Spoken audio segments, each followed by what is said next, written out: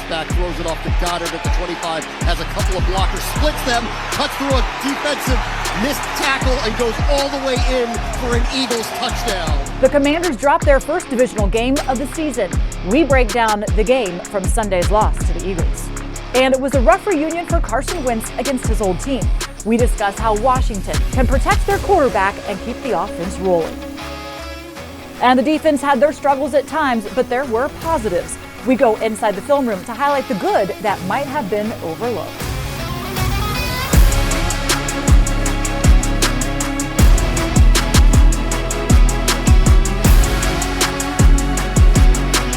Welcome into Command Center. Julie Donaldson with Logan, Paulsen, and Santana Moss. This one hurts. It hurts bad. Yeah. Your overall reaction from it? I'm a little surprised. If you would have told me that the defense was going to hold them to 24 points and the offense would score 0, I would say you're out of your mind. And that's exactly what happened. So very surprised by this outcome and performance. Yeah, I was feeling the same way, man. To see our defense go out there and perform that way in the first half and continue the second half, and us not having any, momentum coming out of that locker room, I just didn't understand it. Yep. It's not fun to relive, but that is exactly what we have to do. The team had to face the game tape as well, as it doesn't lie, but it will be soon on to Dallas week. So here we go. Wentz facing the team that drafted him second overall back in 2016. We're going to start this one here in the second quarter. It's 3-0 Eagles off of a Wentz turnover. Jalen Hurts to Dallas Goedert, 23-yard TD. Philly's up 10. Yeah, I really like this play call by Philly. Cam's got to make that tackle there. Still in second, Hurts to A.J. Brown, dives in for the score. It's now 17-0. Oh, great contested catch by A.J. Brown. Wish the young fella would have gave him a little more to line of scrimmage, but good touchdown. Late in the second, Eagles back with the ball. Jalen Hurts dials deep to Devontae Smith, and he comes down hard right there at the 1-yard line. What a play by Smith. Excellent coverage by Fuller. Just get that hand in there a little bit more, and maybe that doesn't happen. Fourth and goal, Hurts goes back to Smith for the TD grab. It is now 24-0. What more can Fuller do? Plastering the guy, and the guy just still finds a way to make a play. Yeah. Now, a big reason for all their challenges in this game, offensive struggles, would be due to quarterback pressure. Wentz sacked 9 times in a game, fumbled twice, lost one of them. It was really tough to get into rhythm when that happens. Yeah, it felt like, Brandon Graham had Cosme's number a little bit there. You see the young guy having a hard time dealing with that power rush. Guy's been in the league for 13 years. That's tough to deal with. And again, just matchups all along the board. O-line had a tough day. Yeah, I care less, man. When you bring in 4, we need to be able to block those guys with our 5 men, and they need to do a better job. So, that's the outcome. Not much better in the second half. Commanders trying to make a game of it. Terry McLaurin is good for a 45-yard catch. He has 6 grabs, 102 yards on the day for him. I know we didn't win, but do we have an Eagle killer in Terry McLaurin? Yeah, man. Dallas killer. Wait, what's your nickname, Tim? I don't know, but he's the Eagle killer. You need the W's, though, right? Same drive, 4th and goal. Shovel pass to Logan. Tom is stuffed by the Eagles. Great defense here by Philadelphia on the trick play by the Commanders. Tough down here for Washington. And then the next play, Deron Payne. Woo! Sorry, Boston Scott. That's a safety. Not happening. Commanders on the board. It's 24-2. Payne told that dude, give me your lunch money. Absolutely, man. Love this play. One of my favorite plays of the day by far. Physical by Payne. Love it. Yeah, he's been good all season. He is tough. But the ensuing drive, 4 and 22. And the theme of the afternoon, Wentz sacked again. It's a turnover on downs. Yeah, Josh Sweat made his presence felt all day. Someone we knew we had to deal with, couldn't get it done. Late fourth, Washington would find pay dirt. Antonio Gibson gets in for his second score of the season. Shining a little light on a dull day, man. Good job by AG. Yeah. Nice physical run there. Very physical. Unfortunately, it's just not enough. That's as close as the Commanders would get. They fall 24-8. Well, it is the first time under Ron Rivera that Washington has failed to score in double digits. Eagles quarterback Jalen Hurts, he tied his career high with 3 passing touchdowns. His counterpart, Carson Wentz, was held below 300 yards for the first time this season and was sacked a career high 9 times. Not good enough. Definitely not good enough. Hats off to them. That's a good defense. It's a good team. They got after us, and I did not play to my standards, and especially early. I think that's tough, and unfortunately, back-to-back weeks kind of dug ourselves a hole there, and I got to be better, especially early on, so that we're not, having to throw the whole second half and let them play coverage and do some things differently. So I got to be better. They beat us, and offensively we just couldn't sustain drives well enough, and we didn't make enough plays on the outside to sustain drives. And I think the defense was doing well, holding them up for a while, and they were just on the field a lot. So. It's tough when you lose, but especially like that in that fashion in your division. So, first thing that came to mind is we don't have no time to feel sorry for ourselves because we're going on the road to play a good Dallas team, and that's another one in division. So we have an opportunity to try to get this taste out of our mouth, but it's just going to take a lot of reflection and getting better on each and everybody's part, including myself. We still got 14 games left. We're 1-2. I mean, it's an early part of the season. We've got a young group of guys that are getting opportunities to play, learn, and grow and develop as a unit. So, I do think this is a chance for us to continue to grow and get better as a football team. Playing an awful lot of young guys out there, and the only way to get better is through experience. And we'll take a few lumps right now, but we're going to start giving them out pretty soon, too. Time for our mission debrief, brought to you by the Washington Times. That's what you have to do. You have to learn from it, you have to grow, and you do have to be better after 2 straight losses. And it's not going to get any easier, but there is still plenty of football to be played here. But it was the 2nd straight week that Washington was totally shut out of that first half. The offense could not get anything going. I mean, just 50 total yards in the first half and nothing to show for it.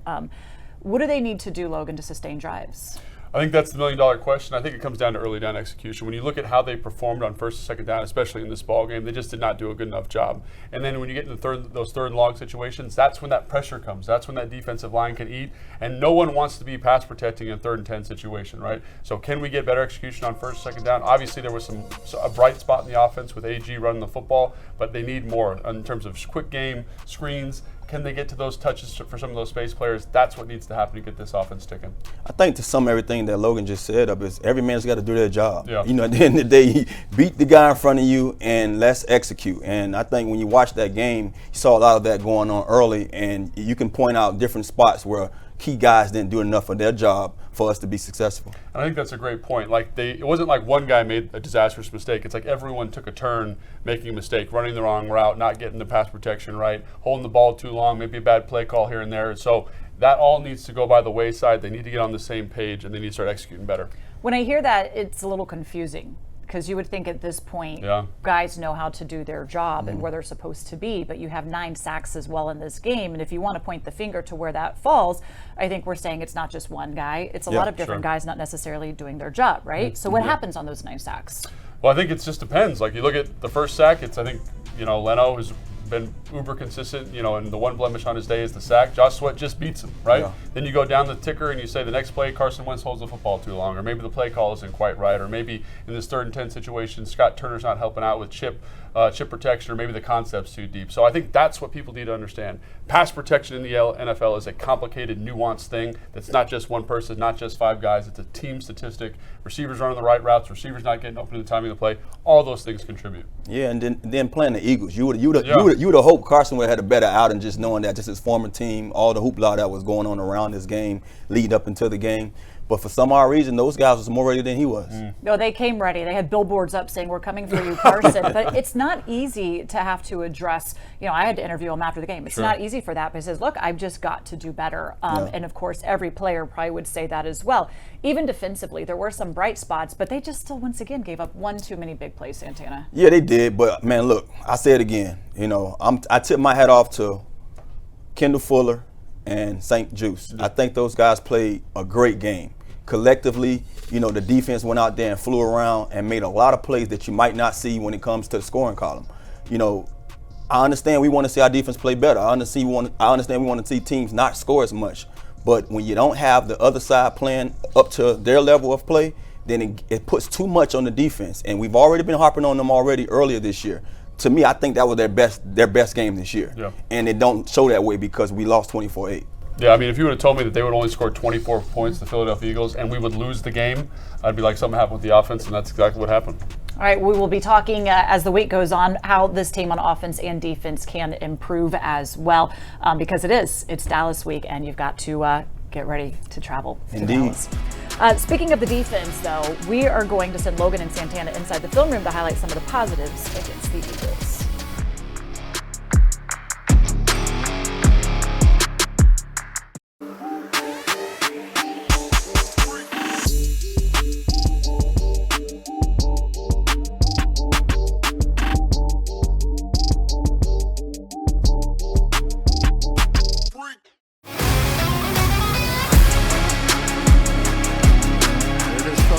Boston Scott shot. He's hit in the back of the end zone by Deron Payne, and that's going to be a safety, and Washington is on the board.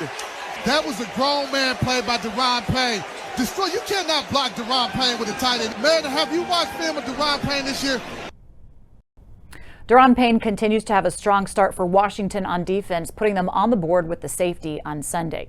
Now, despite the final score, Washington's defense did not allow a point in the second half for the first time since November 22nd, 2020 against the Bengals. Now, for more on the defense's performance, we send it to Logan and Santana in the film room.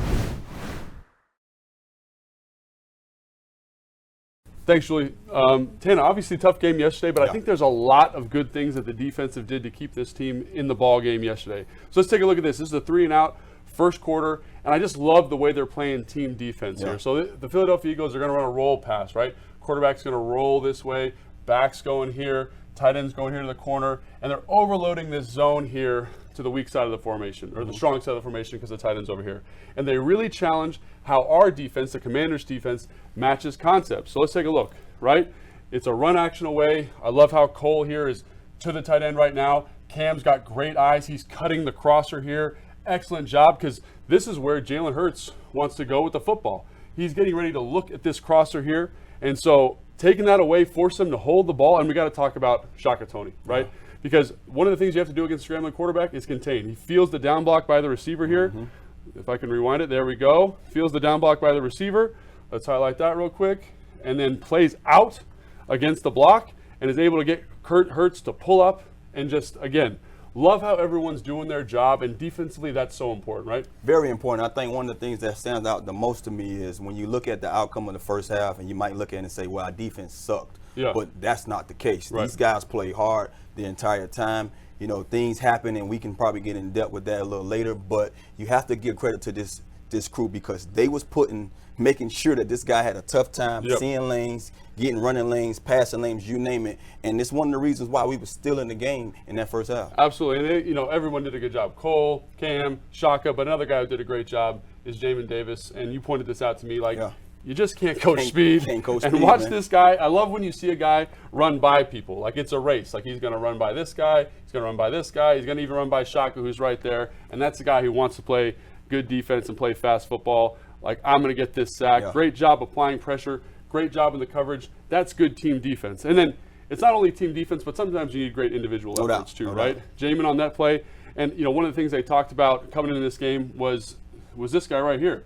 These receivers, specifically Smith, right? Yep. Excellent receiver. They're going to fly by you. Right? They're going to run a dagger concept here, in cut here. You're trying to get that receiver on the island, because this clear route does what? It pulls the safety out of there, gets him in a one-on-one situation with Curl. The play pass forces all these defenders to step up in the line of scrimmage, Tana, and I know you've run a lot of digs in your life. Easy win, right, for the receiver usually. Especially man-to-man coverage, but one of the things I saw this game, watching the game, I saw this play watching the game, and the first thing I said was great coverage by Fuller, because it's impossible for you to get on top of me as a receiver and think you're going to cut across my face. I love that. Let's talk about that, because you see it right here, right? He gets in a good relationship here, and he forces the receiver to say, I have to go this way, right? I have to go this way or this way over the top. And if he makes you bubble, it's hard to get in this throwing window, which is right here. This is the throwing window. And when your body's in the way, that's an excellent job here. Great job by Kendall being in good relationship. Love the competitive turn there. Yeah.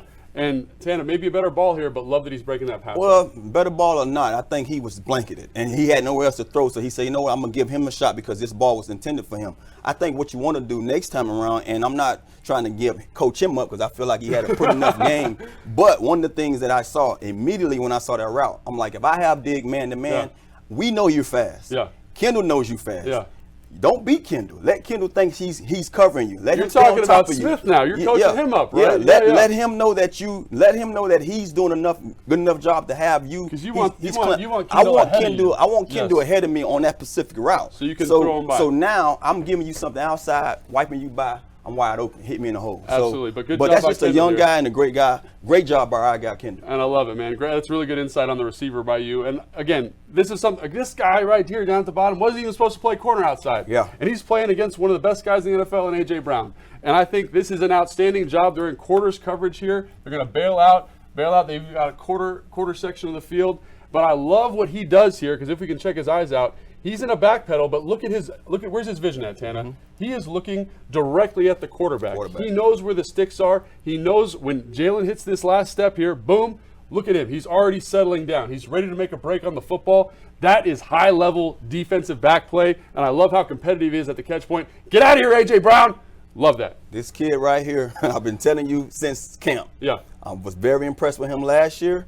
I'm glad he's arrived this year. Hey, both of our guys, Kendu and St. Juice, gave up a lot yesterday. But guess what? I would take that every game if you're going to be that tight on coverage. Because they're making plays. And somebody has to make a play. Yesterday wasn't your day. Yeah. If you continue to play like that, practice like that, have that mentality, you're going to make more plays in the end. Yeah, so even though it looks like a tough day, I think there's a lot of good things to glean from the defense there, and hopefully they can build on that going into Dallas week. Coming up, Terry McLaurin was not able to find the end zone against the Eagles Sunday, but he did eclipse the 100-yard mark for the first time this season. A look back at Washington's top performers when we return.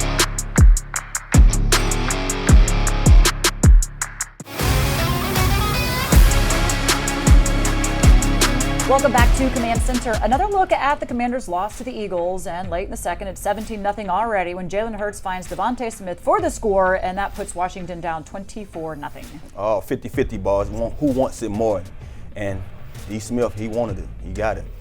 On to the fourth quarter now. Some defensive positives here. Deron Payne gets the Commanders on the board with the safety on Boston Scott. Love this play, man. He shifts over to get over the tight end, and that's a matchup he can win in his sleep, and he does there in a demonstrative way. Look at him all fired up. Love that. But the ensuing drive, Carson Wentz sacked on fourth down, 9 sacks on the day for Philly. They win this one 24-8. Yeah, a great play here by Sweat. Got to get better protection. Too many sacks for sure. Here's a look at some of the better performances for Washington on Sunday. We got to find ways to keep this positive, things to build on going forward. Jamin Davis, one of them, doubled his career sack total after recording a pair of Jalen Hurts against Jalen Hurts. Logan, he now has back-to-back games with a sack. And I love the way he's playing. Probably his best game as a Commander this last game against Philly. I love the way he's running to the football and just playing with better confidence as a tackler and in coverage. Yeah, he's been challenged and he's been stepping up. Now, Terry McLaurin recorded his first 100-yard game of the season and his 12th of his career. 3,325 yards to the first 50 career games are the second most in franchise history. You got to like that, Tana. Great accomplishment, just knowing the musical chairs of quarterbacks he had to go out there and play with to put up those many 100-yard performances, man. Kudos to Terry, man. Keep it up, buddy. Just wish we had a W to go along with it, right? Well, cornerback Benjamin St. Juice set a career high with 3 passes defended and joined London Fletcher and myself on our post-game live show. You yourself getting there to start on the outside when William Jackson III can't go, and we saw you a couple times doing that double lock signature move of your own. When did you realize and what prep kind of went into you kind of taking over the outside for him in this game? I mean, that just goes with the versatility that I have. I started at corner like last year, so I mean, I still study the outside and the inside just in case things like that happen, so I can go on the outside and it's it's no pressure. I'm good. So it was like. It was nothing new to me, so it was. I was already ready to go on the outside if I needed to. You mentioned going on the outside, studying outside of the cornerback. Were you able to study kind of the A.J. Brown and the routes that he'd like to run, knowing that, hey, a lot of times you might be matched up with him, or even Devontae Smith, knowing, hey, studying those guys on the outside, because it's a different type of routes you get playing the slot as opposed to being outside. Oh, yeah, definitely. I mean, we knew certain formation that they were going to run, like certain routes, and that definitely helped having guys like Kendall Fuller that's very smart.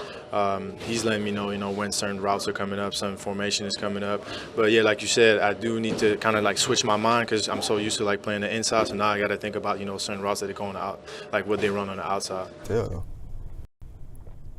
Okay, so let's get our final thoughts on this one before we get ready to move on to Dallas week, Santana. Well, my final thoughts is our team didn't look prepared. I think, dealing with all the, the hype of the game and just knowing this is one of those division opponents that you need to match up well against, or we can probably match up well against. We didn't match their intensity, and that's why you get the outcome that we got. Yeah, I think for me, I love what the defense brought in this game. And I know that sounds crazy because they gave up 24 points, but they just played with a better energy. They were assignment sound. I know they gave up big plays, but they were in the right position. The offense just needs to support them. That group that came out week 1 against Jacksonville, they need to be here and support that defense when they play that way. And I want to see that, and that goes to Scott Turner, that goes to Carson, O-line, skill position guys. everyone needs to play better because they're the reason this team's going to go and win some football games. Having to come back from being down double digits 2 games in a row, it's just too hard. Yeah. It's just too much. Those fast starts are something that we've talked about that this team really needs. And now you have to do it on the road in Dallas, and we know how much we don't like Dallas at all, right? Santana, you're known as the Cowboy Killer because you've known how to step up and the challenge that it takes there to do that. What's the message to this team to make sure that they don't fold before it's over? What a great nickname, by the way. It is, huh? Great And nickname. I'm glad that it was given to me. I mean, honestly, man, look, regardless of who they playing, regardless of who they facing, each week is going to be a new opportunity. Right. That's why we play this game, man. You know, I love not having great performances at time, then having to change the narrative the next week. They have a chance to do that each week. So screw what happens those first 3 games. Now you have this game to look forward to. Go out there and dominate. Is it a challenge? I mean, is it difficult to not let the negativity get in your head? To where you sit there and you lose your confidence this early on? I mean, it's a great question to ask, but we're paid to go out here and perform regardless of what's going on. We deal with so much off the field and on the field. We have to know how to juggle it. And I think that's one of the things that you find out quickly about who deserves to be here or not. If you can juggle it, if you can put it behind you, you're able to be successful and show why. Yeah, I was just about to say, I totally agree with that sentiment. I think that's when you find out who the true professional is in the locker room. Guys who can kind of come in, reevaluate, self-assess, and say, this is what I need to do better, this is what we need to do better. And those are the guys you want as the nucleus for your team. And I think there's a lot of guys here that have that ability. That's why we always talk about you need good leaders on a team. So in these moments, they say, hey, look, don't get too down. There's still a lot of football to be played. It's way too early to let that get into your head and take away your confidence. Go out there, show the Cowboys what you are made of, and then it's a whole different ballgame. Okay, folks, not easy. It's not easy on a Misery Monday, but we appreciate you being with us. And as Coach says, we will continue to grow, learn, and be better and do better. That's going to do it for this Command Center. We will see you again